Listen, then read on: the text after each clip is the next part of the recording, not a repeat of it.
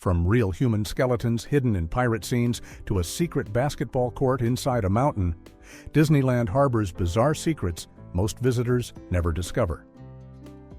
Walt Disney's original theme park conceals underground tunnels at Disney World, exclusive clubs charging $65,000 to join, and even a colony of 200 feral cats prowling the grounds after dark. Buildings shrink as they rise using Hollywood illusions, and a lamp burns eternally in memory of Disney's spirit. Here are 15 weird facts you didn't know about Hidden Disneyland Areas. Fact 1. Real human skulls in Pirates of the Caribbean.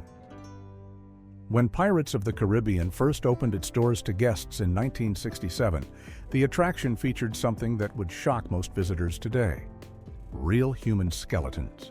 The Imagineers working on this groundbreaking ride had created incredibly detailed pirate scenes with elaborate props and realistic settings. But when it came time to add the skeletal remains scattered throughout the attraction, they ran into an unexpected problem. The fake skeletons available during the 1960s simply didn't look convincing enough to meet Disney's famously high standards for realism and detail. Former Disney producer Jason Searle explained in his book Pirates of the Caribbean: From the Magic Kingdom to the Movies that the design team found the faux skeletons of that period to be just too unconvincing for the level of quality they wanted to achieve. Rather than settle for props that looked obviously fake, the Imagineers made a decision that seems almost unbelievable by today's standards. They contacted UCLA Medical Center and obtained real human skeletons from the anatomy department to use as props throughout the ride. These authentic remains were positioned in various scenes, including the treasure room and other pirate settings, giving the attraction an eerie realism that fake props simply couldn't match.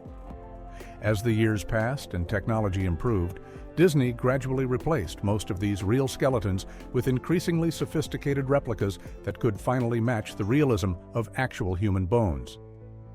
According to official accounts, the real remains were respectfully returned to their countries of origin and given proper burials.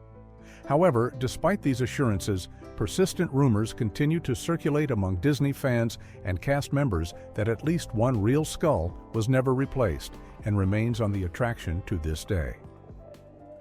The most commonly identified location for this alleged remaining skull is in the captain's quarters scene, where a skeletal pirate lies in an ornate bed examining a treasure map with a magnifying glass. Sharp-eyed guests have noticed that the skull mounted on the headboard behind the captain appears darker and more aged than the other skeletal props on the ride, with authentic anatomical details that suggest it may be genuine human bone rather than a modern replica. Fact 2. A basketball court. Inside the Matterhorn, tucked away in the upper third of the Matterhorn Mountain at Disneyland, is one of the theme park's most unusual secrets: a tiny basketball court, complete with a backboard, hoop, and floor markings. This cramped attic-like space sits above the ride's lift hill engines in an area where the bobsled tracks never actually reach, and it's been there since the early 1960s. The basketball court wasn't part of the original Matterhorn design when the attraction opened in 1959 as the world's first tubular steel roller coaster. Instead, it came about a few years later out of pure necessity. Disneyland used to hire professional mountain climbers to scale the Matterhorn and entertain guests with their performances, and these climbers needed somewhere to rest and prepare between shows, especially when bad weather like rain or strong winds prevented them from going outside. The upper portion of the mountain had empty space that wasn't being used for anything else, so Disney installed a break room up there for the climbing team. At some point in the early 1960s, one enterprising climber decided the break room needed a little entertainment, so he brought in a basketball rim, added floor markings, and mounted a backboard to create an improvised half-court. The space is so small that it doesn't even qualify as a regulation half-court, extending barely past the free throw line, but it served its purpose perfectly for cast members looking to shoot some hoops during their downtime. Although Disneyland no longer employs climbers to scale the Matterhorn regularly, the basketball court is still intact today. It's now primarily used for storage, but the hoop and markings remain as a quirky piece of park history. The court has become one of Disneyland's most famous hidden features, even though guests riding the Matterhorn bobsleds zoom around beneath it without ever knowing it's there. Only cast members and those lucky enough to see behind-the-scenes footage have glimpsed this tiny piece of basketball history hidden inside an alpine mountain. Fact 3. Club 33's shocking membership costs. Hidden behind a specially painted door in New Orleans Square, Club 33 stands as one of Disneyland's most exclusive and expensive secrets. The door itself is painted in what Disney calls go-away green, a specific shade designed to blend into the background and discourage guests from noticing it, making the entrance deliberately inconspicuous. This private membership club was originally conceived by Walt Disney himself as a place to entertain celebrities, dignitaries, and corporate sponsors, and it opened in 1967, just months after his death. The cost to become a member of Club 33 is genuinely shocking. Current membership requires a $65,000 initiation fee just to join, followed by annual dues of $20,625 every single year after that. These fees apply to individual memberships, while corporate memberships cost even more. But here's the catch: you can't simply show up with a check and buy your way in. Membership to Club 33 is strictly by invitation only, meaning you must be referred by a current member and approved by Disney before you're even allowed to pay these astronomical fees. For those fortunate enough to gain access, Club 33 offers several exclusive locations, including Le Grand Salon, a 5-star restaurant, and Le Salon Nouveau, a jazz lounge. Even if you're not a member, you can dine at the restaurant if a member makes a reservation for you, but the meal itself will cost around $150 per person for the 4-course prix-fixe menu, not including gratuity or alcohol. Members receive various perks beyond just dining access, including special passes, priority access to attractions, VIP tours, reserved seating for shows and parades, and invitations to exclusive private events. The club's interior features original Disneyland concept art, a grand piano that Lillian Disney personally selected, and even an animatronic vulture that Walt originally wanted to interact with guests. Despite the eye-watering costs, there's reportedly been a decades-long waiting list of people hoping to join this ultra-exclusive club. Fact 4. Walt's apartment lamp never goes dark. If you walk down Main Street, USA, and glance up at the fire station building near the entrance, you'll notice a warm glow coming from a second-floor window, and that light has been burning continuously for nearly 60 years. This Victorian-style lamp sits in the window of Walt Disney's private apartment, a small residence he had built above the fire station during Disneyland's construction in the 1950s, so he could stay close to the park and oversee every detail of its development. Walt used this lamp as a signal to his cast members and staff, lighting it whenever he was in the park, so everyone would know the boss was around and keeping an eye on things. He would often stand by that window looking down at Main Street, watching families enjoy the park he had dreamed about for so long, and according to his daughter Diane, there were times when he'd look out that window with tears streaming down his face because he was so moved by seeing his vision come to life. After Walt's death in December of 1966, the apartment remained exactly as he left it, and the lamp was turned off out of respect. But here's where the story gets strange. According to Disneyland legend, a housekeeper turned off the lamp shortly after Walt passed away, but when she turned around, the light was back on again. She tried turning it off several more times, and each time the lamp would mysteriously turn itself back on, as if Walt's spirit was insisting on keeping watch over his beloved park.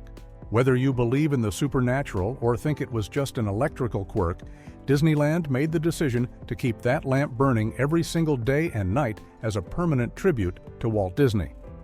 Cast members and longtime visitors see that glowing light as a symbol that Walt's presence and influence never really left Disneyland, and that his dream continues to shine on for every guest who walks through those gates. Fact 5. 200 feral cats. Control the rodent population. If you've ever visited Disneyland after dark or in the early evening hours, you might have spotted something unexpected prowling near the landscaping or slipping between the trees around attractions like Grizzly River Run. What you're seeing are members of Disneyland's permanent feline residents, a colony of approximately 200 feral cats that have made the park their home for decades. These cats aren't just random strays that wandered in. They're actually part of an organized program that dates back to the park's earliest days, serving as natural pest control to keep the rodent population under control.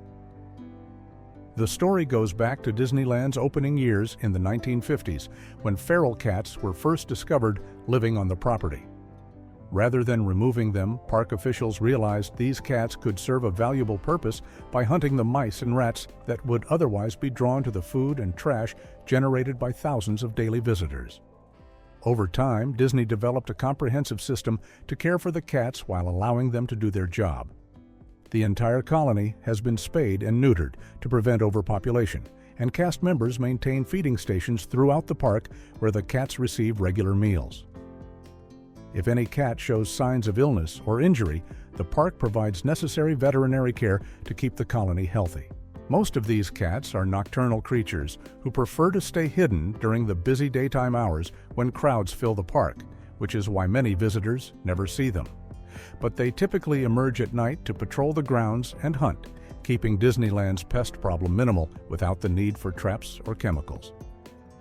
Some guests have reported seeing them more frequently in certain areas, particularly near attractions with heavy vegetation or water features where they feel more comfortable appearing during daylight hours. The cats usually avoid the most crowded sections of the park and tend to stick to quieter, more secluded spots where they can rest undisturbed during the day before beginning their nightly patrols. Fact 6. The Address 1313 honors Mickey Mouse. If you've ever looked up Disneyland's official address, you might have noticed something unusual about the numbers. The park is located at 1313 Disneyland Drive in Anaheim, California, and that double 13 wasn't assigned by accident. While many people consider 13 to be an unlucky number and go out of their way to avoid it, Walt Disney did exactly the opposite when he chose this address for his theme park. The reason behind 1313 is actually a clever tribute to the character who started it all. The letter M is the 13th letter of the alphabet, which means that 1313 can be read as MM, or Mickey Mouse. Walt Disney wanted his park's address to honor the famous mouse who made everything possible, and he found a creative way to encode Mickey's initials right into the street number. Some Disney historians believe that Walt specifically requested this address from the city planners in Anaheim, who could have assigned any odd number between 1301 and 1399 to the property on the 1300 block of South Harbor Boulevard. Walt Disney was known for not being a superstitious person, and he seemed to embrace the number 13 throughout his parks and projects. The Haunted Mansion features a grandfather clock with only the number 13 on its face, and Madame Leota's spellbook in the same attraction is open to pages 1312 and 1313. Walt even married his wife Lillian on July 13, 1925, further showing that he had no fear of the supposedly unlucky number. The 1313 address has become such an iconic part of Disneyland's identity that Disney fans around the world recognize it immediately. It's one of those hidden details that shows how much thought and personal meaning Walt put into every aspect of his park, turning what others might see as an unlucky number into a permanent celebration of the mouse who built an empire. Fact 7. Buildings use forced perspective trickery. When you walk down Main Street, USA at Disneyland, you might think you're strolling past charming three-story buildings from the early 1900s. But what you're actually seeing is one of the most clever visual tricks in theme park history. The buildings on Main Street aren't nearly as tall as they appear, and they're definitely not 3 full stories, even though that's exactly what your eyes are telling you. Walt Disney and his team of designers, called Imagineers, used a filmmaking technique called forced perspective to create an illusion that makes these structures look much grander and taller than they really are. Here's how the trick works. The first floor of each building is built at full scale, which means it's the normal size you'd expect for a real building. But as your eyes travel upward, each successive floor gets progressively smaller. The second floor is built at 5/8 scale, meaning it's only 5/8 the size of what a real second floor would be. The third floor, which is often just a decorative facade and not a usable space at all, is built at only half scale. This gradual reduction in size tricks your brain into thinking the building is much taller than it actually is, because objects appear smaller when they're farther away. By making the upper floors literally smaller, the Imagineers created the optical illusion that these buildings stretch high into the sky. You can actually spot this effect if you look carefully at the windows, awnings, and architectural details on each level. The windows on the third floor are noticeably smaller than those on the first floor, and the bricks and decorative trim also decrease in size as you look higher. This same technique was borrowed directly from Hollywood movie sets, where designers had been using forced perspective for decades to make sound stages look bigger and more impressive on film.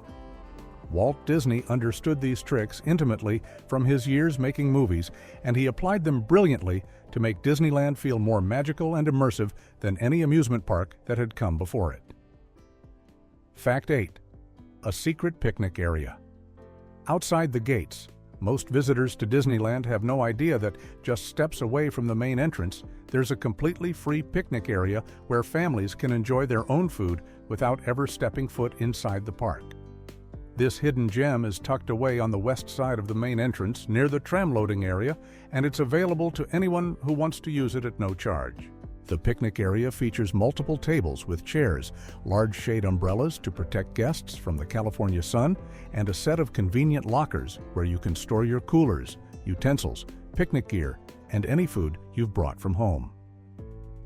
Since Disneyland allows guests to bring their own food and drinks into the park following specific guidelines, this outdoor space gives families a perfect spot to take a break, enjoy a meal, and save money without dealing with the crowds or high prices inside the theme park. What makes this area particularly useful is that it's located right outside the security gates, which means you can visit it before entering Disneyland for the day or step out during your visit to grab a bite from your stored supplies. Many savvy parkgoers use this strategy to cut down on dining expenses, especially families with young children who might need specific snacks or meals throughout the day. The lockers ensure that your food stays safe and accessible whenever you need it, and the shaded seating provides a comfortable place to relax away from the hustle and bustle of Main Street. Despite being clearly marked on some Disneyland maps with distinctive pink umbrellas, this complimentary picnic area remains one of the park's best-kept secrets simply because most visitors don't think to look for it or don't realize it exists.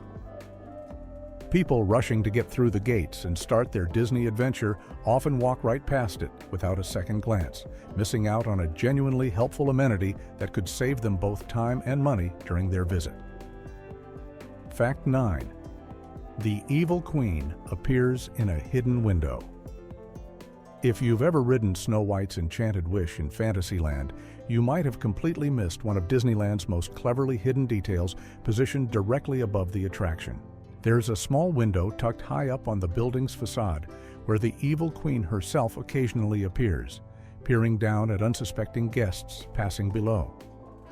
The window opens briefly and unpredictably, revealing the Wicked Queen in all her sinister glory before disappearing again behind the curtain. Most visitors never notice this animated detail because it happens so quickly, and the window sits well above the typical sightline where people naturally look while walking through the area. The Evil Queen animatronic was specifically designed to startle observant guests who happen to glance upward at just the right moment. She appears behind a purple curtain that gets pulled back, and her menacing expression and dark costume make for quite a dramatic appearance against the colorful Fantasyland backdrop. The effect is intentionally subtle rather than announced or obvious, which fits perfectly with Disney's philosophy of layering in hidden details for those paying close attention. Unlike many other attractions where animatronics are front and center, this particular figure exists solely as an Easter egg that rewards guests who take time to look around rather than rushing from ride to ride. The placement makes perfect sense given the Snow White story, as the Evil Queen is always watching and plotting from her castle tower in the original 1937 animated film. By positioning her above the attraction in this sneaky window, Disney Imagineers created a moment that captures the character's spying nature while adding an extra touch of storytelling to the area.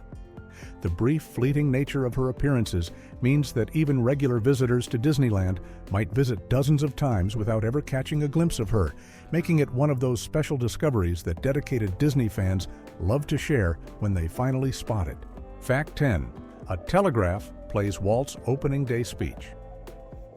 If you've ever walked past the New Orleans Square train station at Disneyland, you might have heard a faint tapping sound coming from inside the telegraph office, but most guests simply walk by without giving it a second thought. What they don't realize is that this isn't just random noise or atmospheric background music, it's actually a hidden tribute to Walt Disney himself, transmitting his complete opening day dedication speech from 1955 in Morse code on a continuous loop. The telegraph machine sits inside the station building, and if you know Morse code, you can actually decode the entire speech that Walt delivered on July 17, 1955, when Disneyland first opened its gates to the public. The speech includes Walt's famous words about Disneyland being dedicated to the ideals and dreams and hard facts that have created America, and his hope that it would be a source of joy and inspiration to all the world. Every single word from that historic moment has been carefully translated into the dots and dashes of Morse code, creating an authentic auditory experience that plays repeatedly throughout the day. This particular detail showcases the incredible attention to historical accuracy that Disney Imagineers bring to their themed environments, because telegraph machines were commonly used during the late 1800s and early 1900s, which is the time period that New Orleans Square represents. The sound adds an extra layer of authenticity to the area, making guests feel like they've truly stepped back in time to a working train station from that era. Most visitors have no idea they're listening to one of the most important speeches in theme park history, encoded in a communication method that was revolutionary in its own time. The telegraph continues tapping away day after day, preserving Walt's words in a format that honors both the past and the vision he had for Disneyland's future, even though only a small number of guests will ever stop to listen closely enough to understand what message is actually being transmitted through those persistent clicking sounds. Fact 11. Walt Disney World has an actual underground city. While Disneyland in California never got the underground tunnels that Walt Disney originally envisioned, Walt Disney World's Magic Kingdom in Florida became home to one of the most impressive hidden structures in any theme park. Beneath the entire Magic Kingdom sits a massive network of tunnels called utilidors, which is short for utility corridors, and these passages span an incredible 9 acres of space beneath the park. But here's the truly weird part about these so-called underground tunnels: they're not actually underground at all. When Walt was planning the Magic Kingdom in the late 1960s, he remembered a frustrating moment from Disneyland, where he spotted a cowboy character walking through Tomorrowland on his way to work in Frontierland, which completely broke the futuristic illusion he was trying to create for guests. He was determined that his new Florida park would never have that problem, so he insisted on building a system of tunnels where cast members could move between different themed lands without ever being seen by visitors. The challenge was that Florida sits on swampland with an extremely high water table, making it nearly impossible to dig down and create traditional underground passages without constant flooding problems. The brilliant solution came from retired Army Major General William Potter, who had spent 38 years in the Army Corps of Engineers and had even served as governor of the Panama Canal region. Instead of digging down into the swampy ground, Potter and his team built the utilidors at ground level and then constructed the entire Magic Kingdom on top of them at the second-story level. Workers had to excavate 7 million cubic yards of dirt from the nearby Seven Seas Lagoon and use it to cover the tunnel system and raise the park above it. The Imagineers added a gentle, almost imperceptible incline leading into the park so that guests walk upward about 15 feet without even realizing they've climbed to the second story by the time they reach Cinderella Castle, which actually sits at the third-story level. Inside these tunnels, the entire operation of the Magic Kingdom happens out of sight.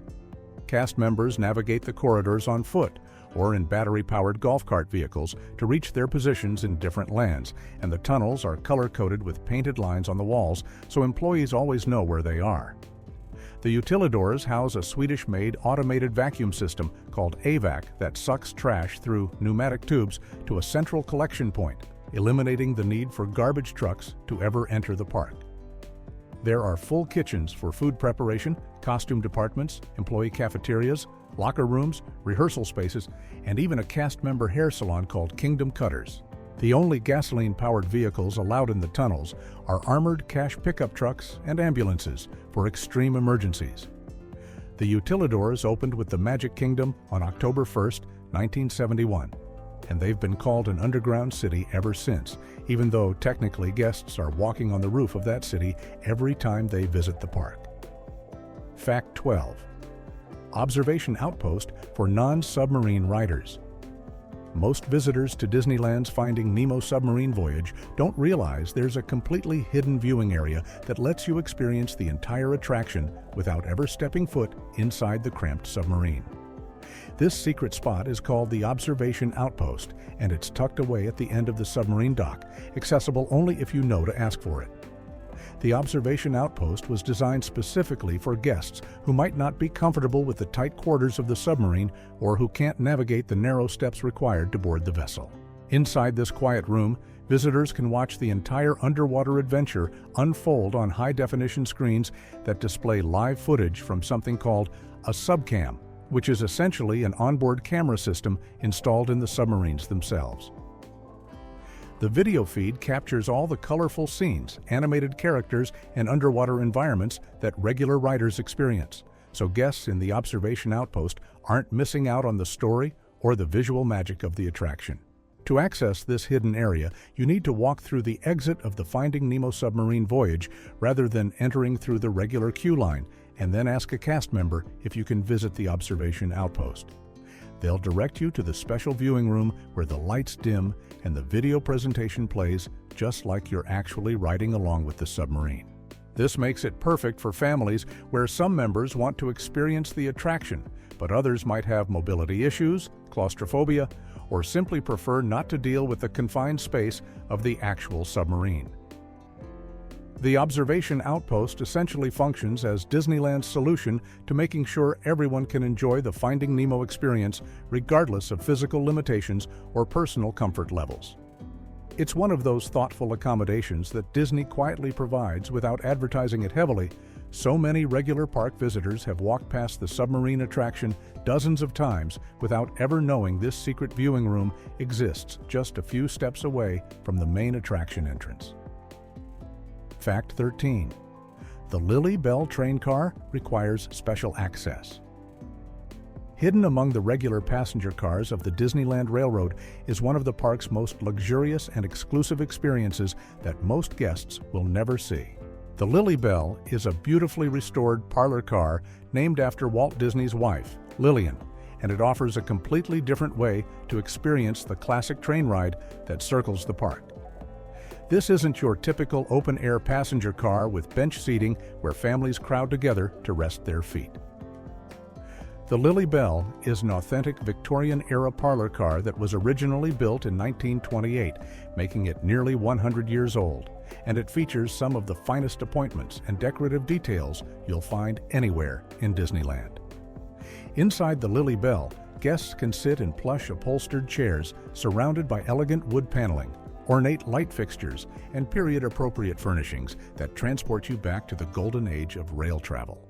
The car even displays some of Walt Disney's personal artifacts, including what's described as his smoking jacket, along with other historical items that give you a glimpse into the Disney family's life and the early days of the park. Unlike the standard train cars where you're exposed to the California sun and crowds, riding in the Lily Bell feels like stepping into a private luxury lounge where you can actually relax and take in the scenery through real windows while a cast member shares stories about the train's history and its connection to Walt Disney himself. The catch is that you can't just buy a ticket or make a reservation to ride the Lily Bell whenever you want. Currently, access to this special parlor car is only available to guests who book the Disneyland Railroad Guided Tour, which is a separate paid experience that includes a complete round-trip journey through the park with detailed historical narration. Even then, availability is extremely limited, and the tour isn't offered every single day. Some longtime Disneyland visitors have been going to the park for decades without ever getting the chance to step inside this hidden gem, which makes it one of the most elusive and special experiences you can have at the happiest place on Earth.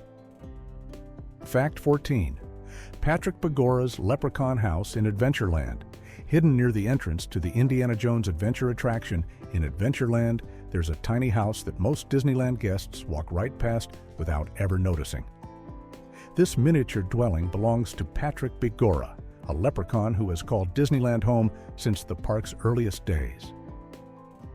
The little house sits at the base of a tree trunk, tangled within the roots, and features an itty-bitty door, a small window, a miniature chimney, and even a porch light that actually illuminates at night.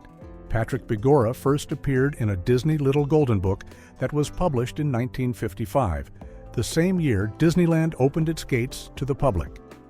In the story, Patrick was described as a leprechaun who made his home somewhere within the magical grounds of Disneyland. The Imagineers who designed the park decided to bring this character to life by creating an actual physical home for him, tucked away where only the most observant guests would discover it. The house itself is incredibly detailed despite its miniature size. Guests who take the time to stop and look closely can see the craftsmanship that went into creating Patrick's tiny abode. The door is just a few inches tall, perfectly scaled for a leprechaun, and the window suggests there's a cozy interior inside. The chimney implies Patrick might be cooking or warming himself by a fire, and the porch light adds a charming touch that makes the home feel lived in and real. What makes Patrick Bagora's house even more special is its location. Nestled at the base of the tree near Indiana Jones Adventure, it's positioned in an area where thousands of guests pass by every single day, yet very few people actually notice it. The house blends seamlessly into the tropical landscaping of Adventureland, hidden among the roots and foliage in a way that feels truly magical. For those guests who do spot it, discovering Patrick's home becomes a delightful moment of unexpected whimsy, a reminder that Disneyland is filled with countless small details designed to surprise and enchant visitors who take the time to look closely at their surroundings. Fact 15. A Sleeping Beauty Castle walkthrough remains hidden. When most guests walk through Sleeping Beauty Castle on their way to Fantasyland, they have no idea there's actually an entire attraction hidden inside the castle walls that they're walking right past. The Sleeping Beauty Castle walkthrough is a self-guided tour that takes visitors up a winding staircase and through a series of beautifully detailed rooms that tell the complete story of Disney's 1959 animated film Sleeping Beauty, using elaborate dioramas, hand-painted artwork, and special effects. The walkthrough originally opened in 1957, just 2 years after Disneyland itself opened to the public, making it one of the park's earliest attractions.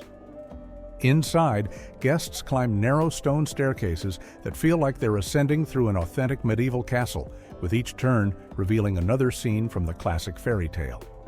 The attraction features stunning stained glass windows, intricate miniature figures, and atmospheric lighting that brings the story of Princess Aurora to life in a way that feels almost magical.